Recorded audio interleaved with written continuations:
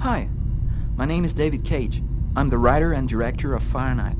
I just thought there's a few things you should know before you get started. I'd like you to meet my friend Bob. You'll be controlling him while you're learning. Let's begin with something simple. Move toward the mark on the floor.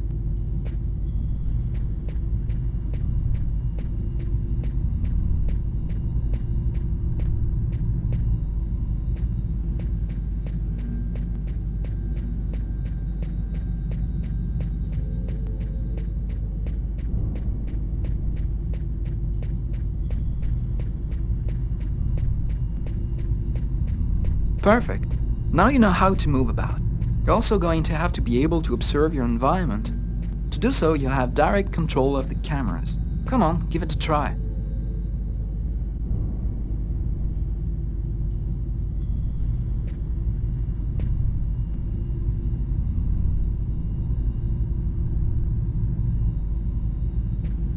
You can also look around you and see exactly what you want to see.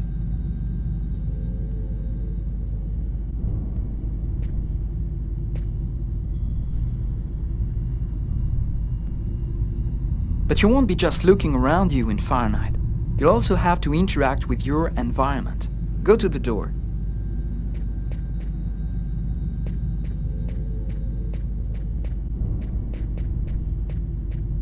Do you see the symbol at the top of the screen?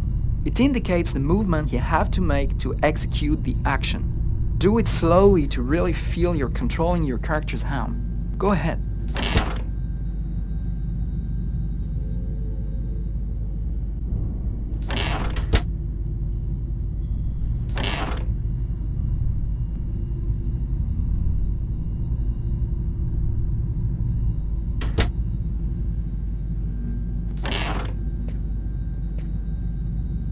That's cool. Now that you know how to move about, use the cameras and interact with the environment, we can move on to more serious stuff. Fahrenheit has action sequences where your character's life will be in danger. I'd better explain this to you before you find yourself on your own.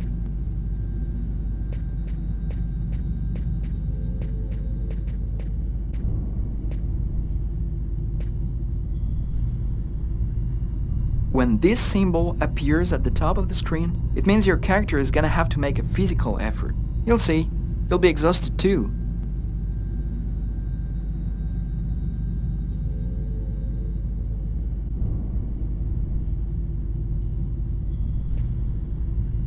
Hey, not bad. Now for something a bit more difficult. You're gonna find yourself facing all kinds of dangers in Fahrenheit. You're gonna need a cool head and good reflexes if you want to survive. Let's see how it works.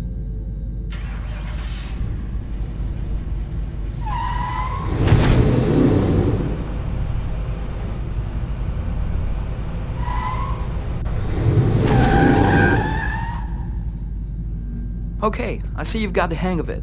Now we can move on to something else. You can also choose what you want to say in the dialogues in Fahrenheit. Let's give it a try.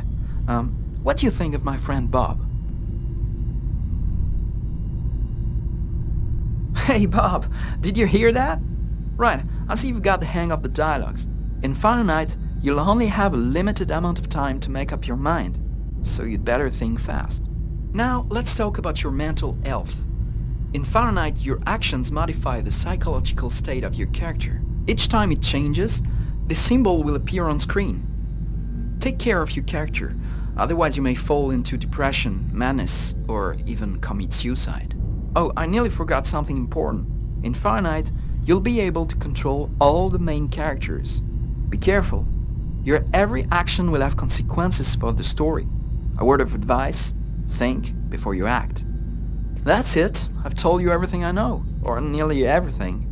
There are still lots of things to discover, but I'll leave you the surprise of finding them for yourself. Now it's up to you to play. And be careful, you're entering a world where anything can happen.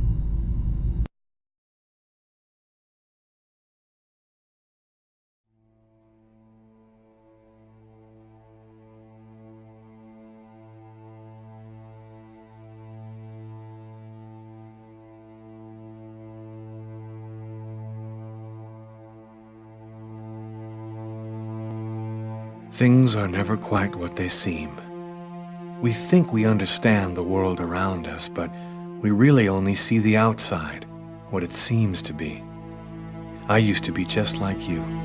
I believed in humanity, the newspapers, soap commercials, politics, and history books. But one day, the world kicks you in the teeth, and you don't have any choice but to see things the way they really are. My name is Lucas Kane.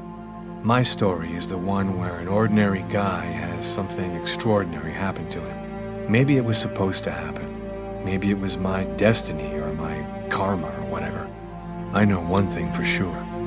Nothing's ever going to be the same again.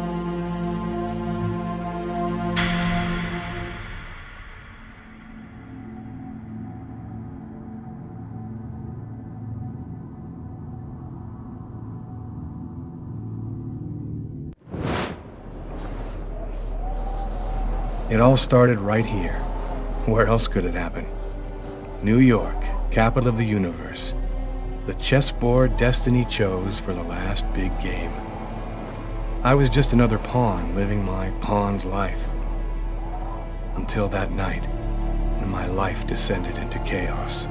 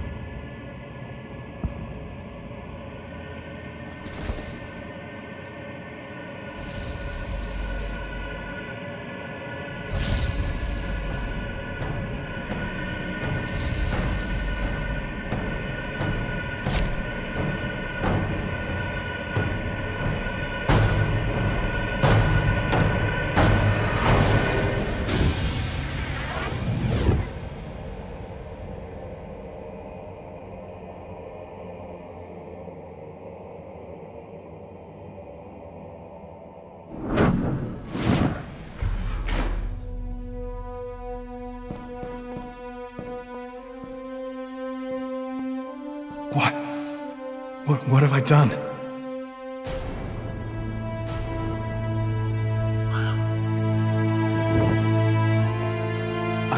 I didn't want... It was like a dream.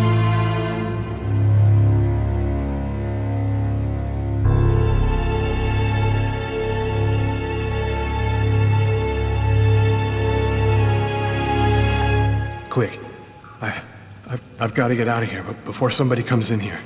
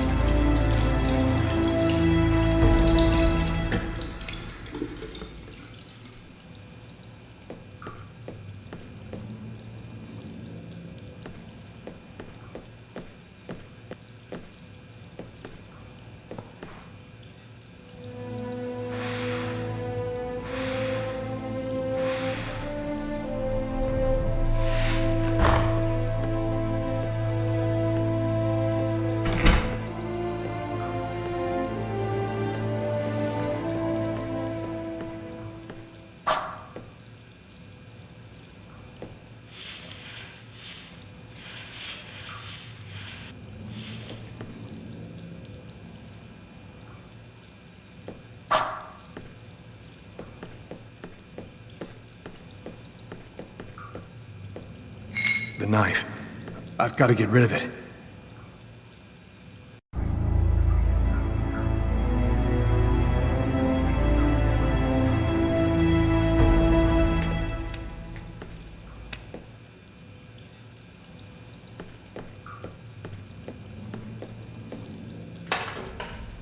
Empty.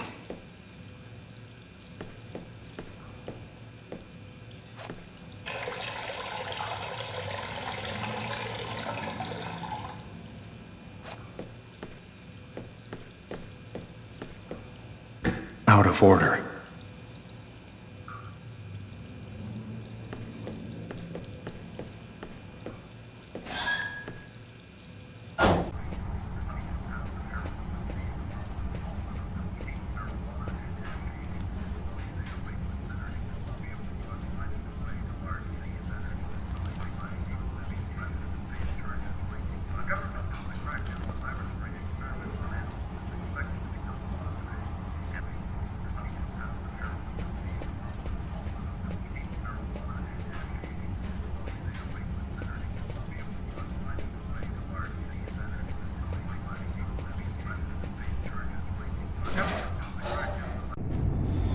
I need to get out of this neighborhood before the police get here.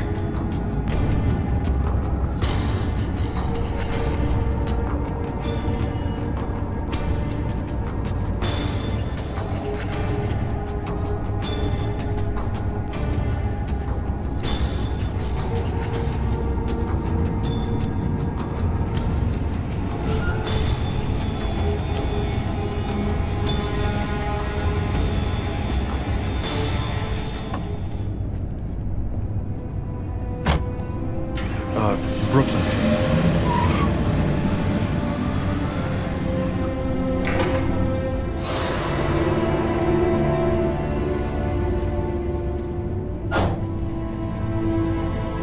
Nobody goes anywhere. A crime has just been committed. I'm going to have to ask you to stay calm and wait here for the police to arrive and check your IDs.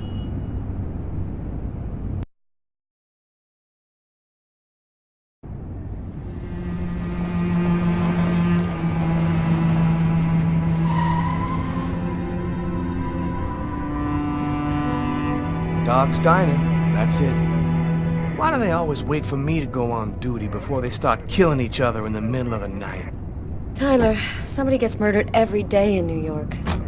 But especially when I'm on night duty. It's as if every psycho in the city has it in for me. If you want a bitch, do it inside. That way I don't have to freeze to death listening to it. You're the boss, Carla. In 5 years on the force, I've seen some murders. But you never really get used to death. You just learn to live with it, that's all. I still don't know if it was fatigue, or cold, or something else. But I clearly remember the bad feeling I got when I walked into that restaurant. As if some part of me already knew that this time, something was different.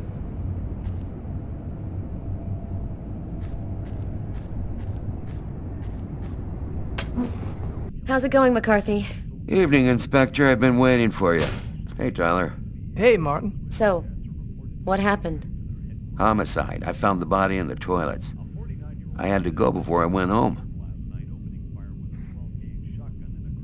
Who is the victim? His name was, John Winston, a regular here at the restaurant. Kate knew him. She could tell you more. Did anybody notice anything strange? No, nobody saw anything. Do we have a suspect? A client left just before I found the body. How was the victim killed? With a blade, from what I could gather. But we should wait for the autopsy. Is the body still there? The boys from the morgue were waiting for you to get here before moving it. Nobody's been in the toilet since we found the body. Were there other customers in the restaurant at the time? Yeah, 2 other guys. I let them go home. I wrote down their names and numbers in case you wanted to question them. Is that the waitress over there? Yeah, Kate Morrison. I think that you should interrogate her. If you don't mind me saying, go easy on her, Inspector. She's still in a state of shock. Which table was the suspect sitting at? Oh, he was sitting at that table over there. Thanks for your help, Martin. It's late. I think you can go home and get some sleep. I'm gonna wait until you're finished with Kate, if you don't mind. I want to make sure she gets home okay.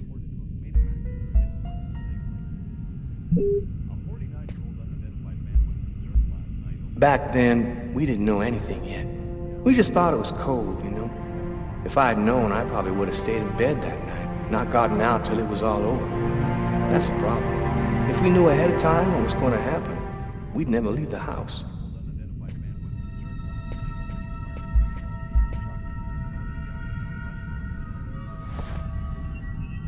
Hey, Martin, you know where I can find some coffee? The machine's behind the bar. Just go help yourself. Martin, you are the man.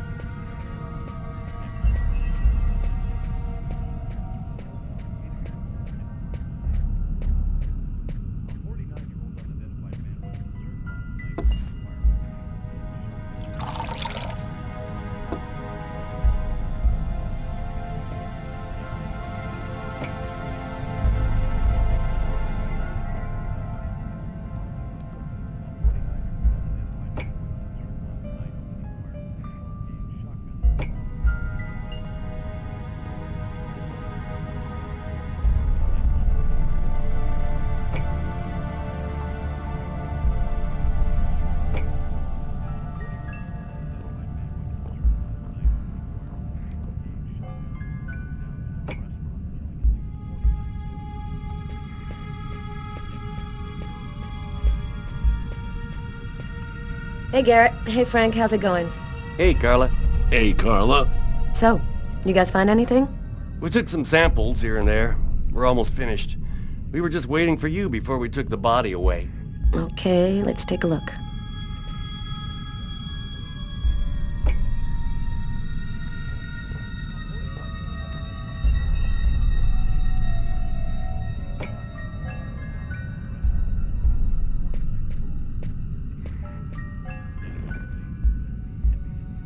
Kate? I'm Inspector Carla Valenti. I'm in charge of the investigation here. Would you mind answering a few questions? No. Go ahead. Did you know the victim well? John was a regular. He came every Monday. He always ordered the same thing and left a nice tip. Can you tell me anything about the customer who left just before they discovered the body? He was just a normal guy. I didn't really pay any attention to him. What was he like, Kate? Do you think you could describe him for me? I only saw him for a few seconds. I guess he was about average height, fairly young. That's all I can remember. Could anyone else have come in? No, I don't think so. You can only get in the front door. If somebody else had come in, I would have seen them. Was John here alone? Did he speak with anyone? John always came alone. We chatted a bit, the weather, his job, the usual stuff. He never talked to anybody else. Did you get the impression that John and the suspect knew each other? No, I don't think they did know each other. The man had already been here a while when John came in. They didn't talk to each other. No, I'm almost certain that John didn't know him. Can you tell me what you saw?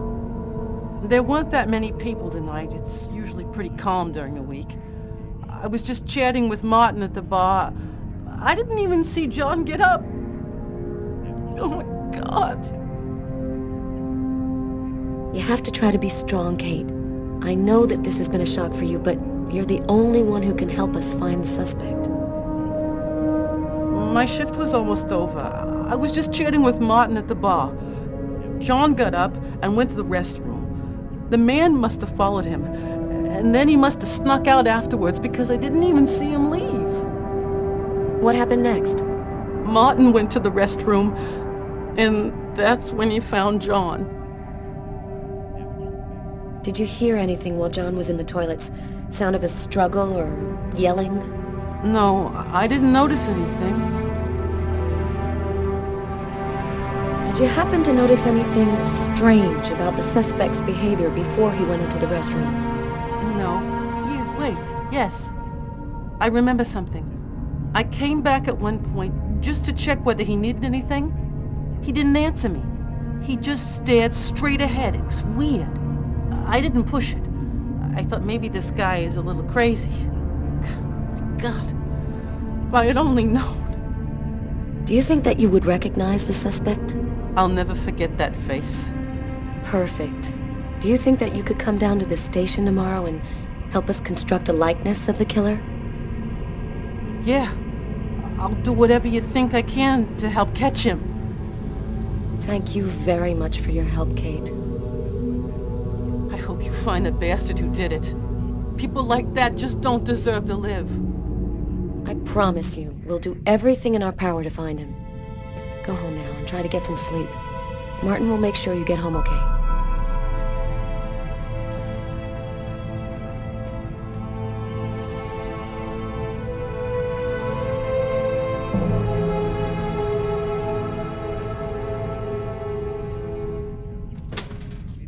Good night.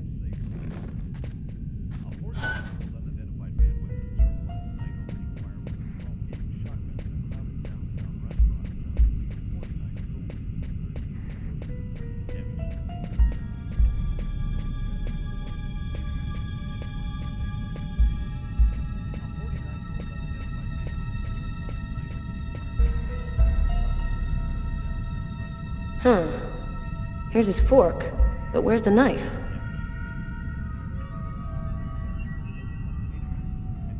A cup of coffee and a soft drink? That's weird. He's a caffeine addict, or else he wasn't alone. Well, the coffee's not on the bill. A book. The Tempest by Shakespeare. If this is his, it's a pretty weird book for a killer to be reading. Garrett, there's a book under this table. Why don't you check it out for prints? You got it, Carla.